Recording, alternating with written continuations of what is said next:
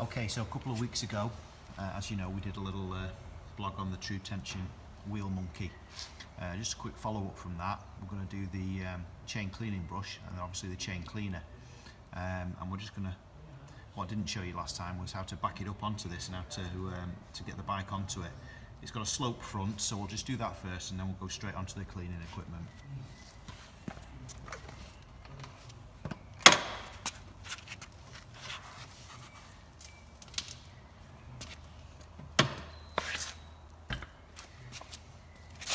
So it literally is as easy as that, putting it onto the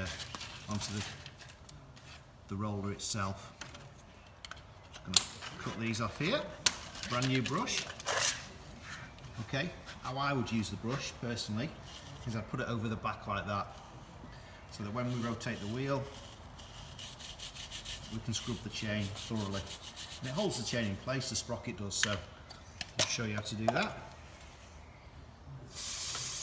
Spray your cleaner on, get the chain on, and give it a right good scrub. Rotate the wheel, a bit more fluid on, and then again, a bit of scrub.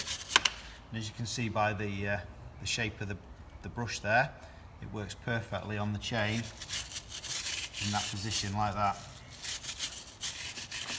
And you can see straight away as well the shine on the rollers as opposed to where we haven't done, which is all dirty. It's a really efficient way of cleaning your chain and getting rid of all the crud and all the sand, so then you can go over it again then with your lube and you've got a chain that's in perfect working order.